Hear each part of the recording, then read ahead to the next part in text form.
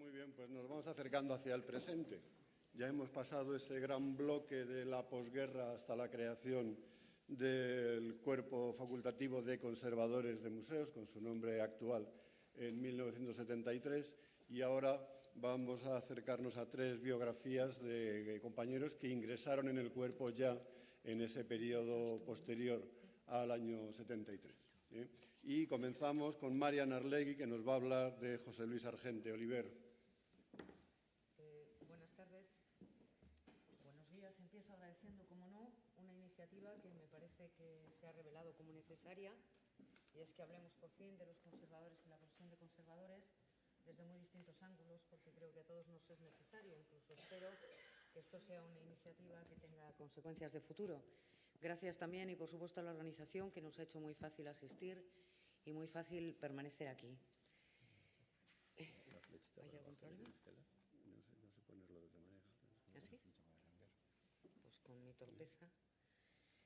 José Luis Argente Oliver fue un personaje relevante, sobre todo, y me apetece particularmente hablar de él, porque así como hemos estado viendo a las grandes figuras que fueron conservadores en ámbitos nacionales, José Luis Argente Oliver ocupó de una manera plena un ámbito, el provincial, que quizá es menos conocido. Su ambición, además, fue, desde que fue nombrado director del Museo Numantino de Soria, el propio Museo Numantino, como ámbito geográfico la provincia de Soria y el desarrollo de diversas manifestaciones culturales e iniciativas culturales, y la investigación de un yacimiento como es el yacimiento de Tiermes, por el que es muy conocido. Esas fueron sus ambiciones profesionales. Su vida profesional y su vida personal estuvieron claramente separadas, no drásticamente separadas ni violentamente separadas, pero es cierto que él era una persona discreta y investigar en su vida resulta un poco complejo. También a su favor diremos que tuvo una vida ordenada, una vida lineal, como corresponde quizá al hijo de un militar, a alguien profundamente creyente y a una persona que, como he dicho, tenía dos objetivos claramente marcados. Por ello, su vida tiene un desarrollo casi lineal, pero, como decía al principio, de una honda profundidad, sobre todo en lo que es la vida de una provincia como es Soria, en la meseta interior. Él nació en Zaragoza en 1949, murió en Soria en 31 de julio de 1998, es decir, murió con apenas 49 años. Su formación comenzó cursando magisterio entre el 1966 y el 1971, geografía e historia, dedicándose a historia antigua. Y, de hecho, realizó con mi torpeza informática, ya está, gracias, Andrés. En 1971 realiza, el mismo año en que finaliza la carrera, realiza su memoria de licenciatura, aportación al estudio de los materiales prehistóricos de la necrópolis de Aguilar de Anguita de Guadalajara con los materiales del Museo Arqueológico Nacional, donde él empezó a cursar o a desarrollar prácticas profesionales tanto en el taller de restauración como en el laboratorio de fotografía y en los almacenes de la Edad del Hierro, junto o bajo Martín Almagro, que es una característica de determinados conservadores de una edad similar a la de José Luis Argente Oliver. El hecho de que en los sótanos o en los almacenes del MAN organizara la colección Cerralbo fue, desde mi punto de vista, lo que le orientó de una manera ya indudable también hacia otro mundo, que es el celtibérico. Si eligió Tiermes porque es una ciudad eminentemente romana, le dio desde luego la satisfacción de poder excavar la necrópolis celtibérica de Carratiermes. Bueno, en 1971-74 es colaborador y becario de investigación del CSIC, también, evidentemente, y sospecho que amparado por Martín Almagro. Y en el 74 es nombrado conservador asimilado al recientemente creado Cuerpo Facultativo de Conservadores de Museos en el Museo Arqueológico Nacional. Se le nombra funcionario interino por orden del 30 de julio de 1974, con destino a Soria, y toma posesión el 26 de agosto del 74, ya desde ese momento como director. En 1906 contrae matrimonio con Adelia Díaz Díaz, con quien tuvo una hija. Adelia, hay que decir, que es también arqueóloga y que le acompañó en todos sus trabajos de excavación en Tiermes, y en junio de 1988 presenta la tesis doctoral de marcado carácter tipológico, como corresponde a la época, sobre las figuras de la Edad del Hierro en la meseta oriental, su valoración tipológica, cultural y cronológica, también dirigida por Martín Almagro Gorbea. Es una tesis que, pese a, lógicamente, ser revisada en la actualidad, porque es una obra que ya tiene casi 40 años, pero que desde luego nos sigue sirviendo de eje en el análisis de estas piezas fósiles en excavaciones. Respecto a las excavaciones arqueológicas, también tenemos un número elevado de excavaciones arqueológicas que yo consideraría de formación, tanto con Almagro como con Luis Caballero, compañero suyo y amigo. También fue inspector de la Comisaría General de Excavaciones en la misión canadiense en el Cerro de la Muela de Carrascosa, excavó en el acueducto de Segovia, la necrópolis de Aguilar de Anguita, la necrópolis visigoda de la Varela. En fin, una serie de excavaciones que yo considero que son de formación y de las primeras excavaciones ya con un ámbito profesional. En 1975 comienzan las excavaciones en Tiermes, que proseguirán hasta 1998, que es el año de su muerte. Son 24 campañas de excavación consecutivas que se desarrollaban durante los 2 meses de verano y a veces también en Semana Santa. Para ello contó desde el principio con un equipo en el que figuraba, pues, por ejemplo, Alfredo Jimeno.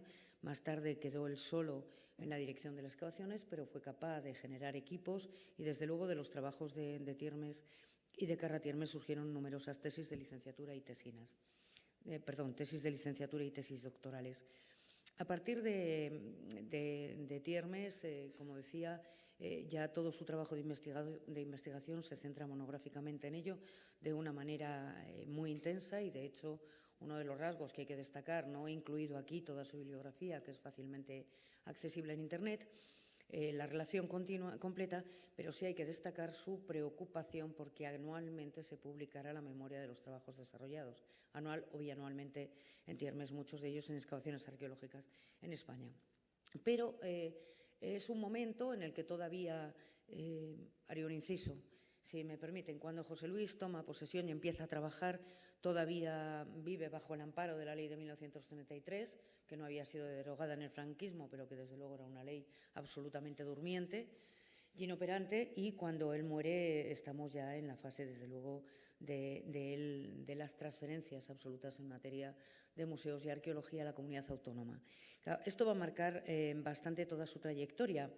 No porque a él le supeditara ciertos vaivenes, que en absoluto, porque tenía una capacidad de adaptación y de flexibilidad notable, o sea, en la gestión y en la obtención de determinados recursos para el patrimonio. Pero viene al caso porque efectivamente he indicado en esta pantalla que están viendo otras excavaciones, he incluido gestión entre paréntesis. Cuando no están transferidas las competencias, cuando el Estado está en un periodo de tránsito, cuando viene de una época franquista de absoluto abandono, de actuaciones puntuales, de una manera personalista, la única persona que hay en la provincia de Soria con una cualificación técnica y que es funcionario en la estructura administrativa es José Luis Argenti Oliver. Antes es cierto que Zozaya, que había sido su predecesor no rigurosamente inmediato, ya había ejercido estas funciones, pero al estar José Luis en este momento, es él el que se ocupa de la gestión de determinadas excavaciones arqueológicas.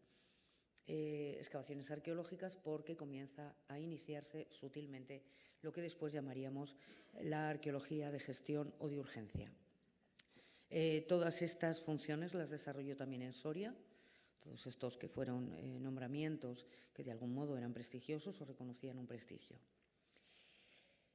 Bien, José Luis Argenti Oliver, o su trayectoria breve, muy breve, estuvo marcada sobre todo por las grandes obras que se acometieron en algunos museos de la provincia de Soria, fundamentalmente el Museo Numantino, el Museo Tiermes y en menor medida Ambrona, más otros proyectos en San Baudelio, etc. Cito estos centros porque ya desde Zozaya se habían integrado junto al Museo Numantino algunos anexos, algunos monumentos como anexos, otros como secciones que dependieron del Museo Numantino. Es decir, en el decreto de transferencia se recoge, porque ya venía de atrás y se toma ya la decisión y se normaliza legalmente, que el Museo Numantino tiene como sección medieval el Monasterio de San Juan de Duero, que después veremos.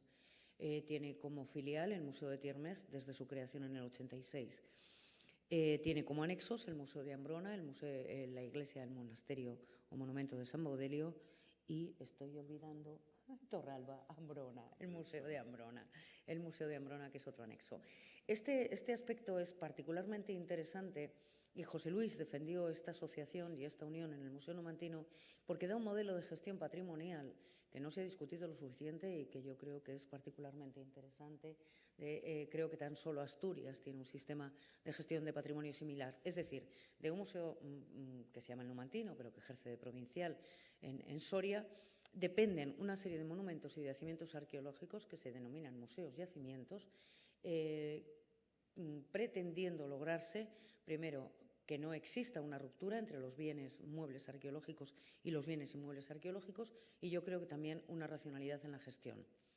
Evidentemente, esto, desde José Luis Argenti hasta la fecha, ha sido un camino difícil, porque evidentemente, y creo que puede decirse, la constitución de la arqueología y del cuerpo de arqueólogos, afortunado, por cierto, y desde luego más que necesario, no es necesario ni nombrarlo, pero ha generado ciertas fricciones respecto al modelo de gestión de Soria. Y es interesante porque yo creo que sería muy bueno establecer algún tipo de debate sobre ello. Un caso menor parecido es el Museo de León, que tiene también asociada a la Villa de Navatejera y que, participa también un poco de los mismos problemas. Tras este inciso, que me importaba mucho y que me ha quitado mucho tiempo, porque lo demás les invito a que lo lean, pero me importaba resaltar esto porque es una diferencia importante en el Museo de Soria. Bien, cuando José Luis Argenti llega al Museo Numantino de Soria, Zozaya había realizado algunas obras en las salas. Es un museo que, como ha dicho Juan Antonio, se inaugura en 1919, tiene unas instalaciones que no se han beneficiado de ningún tipo de mejora, excepto algún tipo de remodelación de Apraiz, otro director anterior a Zozaya. Como decía, Zozaya hace una reforma, limita la exposición a 2 salas, y aquí vemos los cambios de una sala, la de arriba, que se parecía a algunas de las que Zozaya desestimó, al primer proyecto de reforma que hace José Luis Argenti Oliver, en el que limita la exposición, reforma todo el proyecto y donde ya se ve una diferencia importante de la idea museológica. Esta es la obra que se abre al público en 1978, que ocupa muy poca superficie en el museo y que es un museo resumen de lo que se pretendía ser. Poco tiempo después, en 1980, y quiero llamar la atención sobre la rapidez con la que se suceden estos hechos, en el 79 se aprueba el proyecto de restauración del Museo Numantino de Soria de los arquitectos de Gracia Soria y Francisco Ceña. Antes había habido otra pequeña obra que se paralizó por carencia de presupuesto, por quiebra de la empresa, etcétera, pero este va a ser el proyecto definitivo que nos va a llevar al museo actual.